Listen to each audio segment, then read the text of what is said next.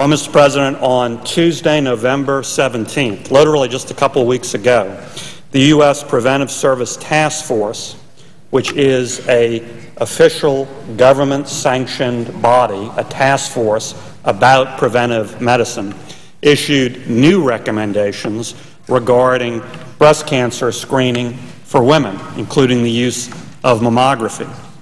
These new recommendations they came out with just a couple of weeks ago are a big step backward, a big retrenchment in terms of what the current state of knowledge was and what their previous recommendations were.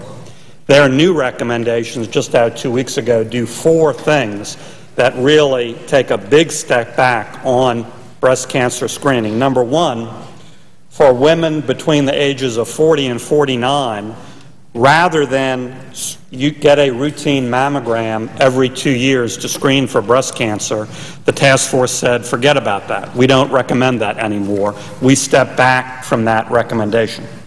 Number two, for women age 50 to 74, the previous recommendation was get a routine mammogram to screen against breast cancer every year. The task force 2 weeks ago stepped back from that and said, no, every other year is probably good enough. So not every year, every other year. Number three, for women over the age of 75, the previous recommendation was to have routine screening at least every 2 years. The new recommendation from the task force steps back from that, says, no, we don't recommend routine screening over the age of 75. And number four, the task force 2 weeks ago said we no longer recommend breast self-examination by women to detect lumps, to get treatment early. We don't believe in that. We don't think the science is clear on that. We step back from that. Now, those are four huge changes in their previous recommendations. Those are four huge new recommendations completely at odds with what I believe is the clear consensus in the medical community and the treatment community. Now, when I first read about these new U.S. Preventive Service Task Force recommendations around November 17th, I had the immediate reaction I just enunciated. But I said, you know, I'm not an expert, I'm not a doctor, I'm not a medical expert. I want to hear from folks who are much closer to this crucial issue than me. And so my wife and I convened a roundtable discussion in Baton Rouge, Louisiana. We had it on Monday, November 23rd. It was at the Mary Bird Perkins Cancer Center. They were very kind to host it. It was co-hosted by Women's Hospital in Baton Rouge, and we had a great roundtable discussion featuring a lot of different people, including oncologists, other MDs, other medical experts, and including, maybe most importantly, several breast cancer survivors who literally lived through this issue themselves.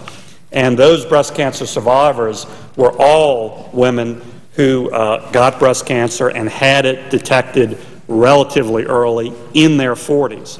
So they're exactly the group of people that these new recommendations would work against. I wasn't very surprised, quite frankly, when they all had exactly the same reaction that I did to these new U.S. Preventive Service Task Force recommendations. Everybody, to a person, said this is a big step backward. This will make us move in the wrong direction. Increased screening, early detection is a leading reason why we're winning increasingly the fight against breast cancer. It's a leading reason why we're doing so much better in this fight.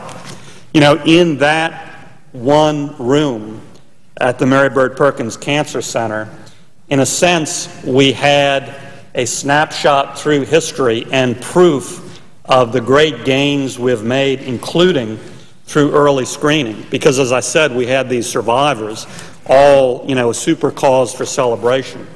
Folks who had detected their cancer, most of them relatively early, all of them first got it and detected it either in their 40s or some in their 30s. And unfortunately, in the same room, we had a life experience on the other end of the spectrum going back 40-plus years. That's my wife, Wendy, who lost her mother to breast cancer when she was 6 years old.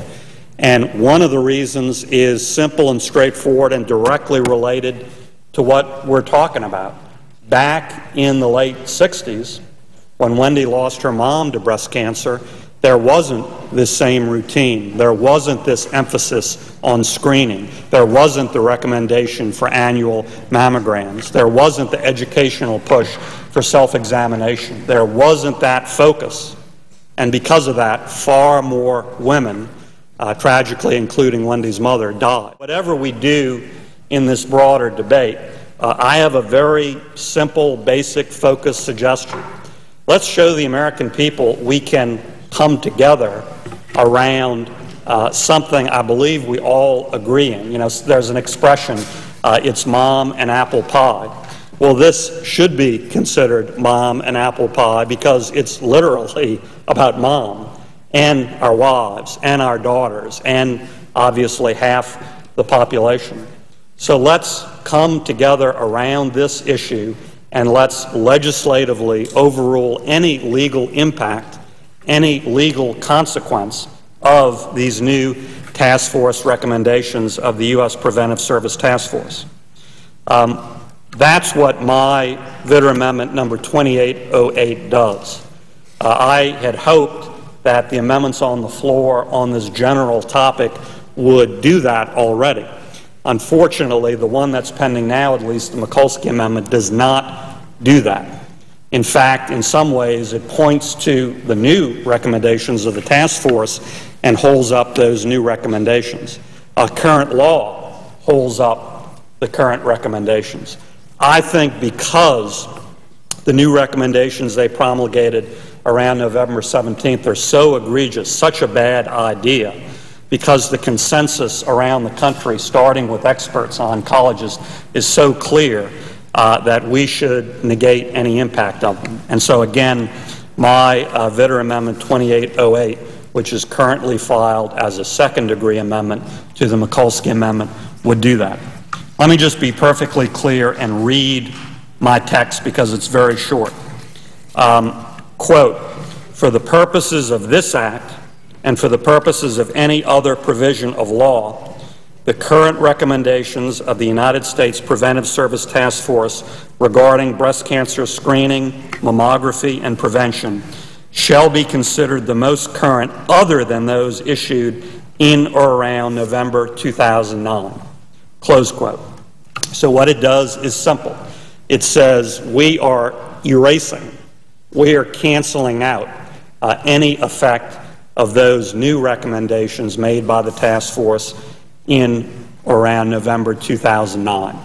We're saying that never happened because the consensus is so clear against it. Mr. President, again, I look forward to working with everyone on the floor, including Senator Mikulski, including Senator Murkowski and others, to pass this language. It should be a no-brainer. It is mom and apple pie. Let's pass it and at least in this focused way come together and do the right thing in direct reaction to something that just happened 2 weeks ago.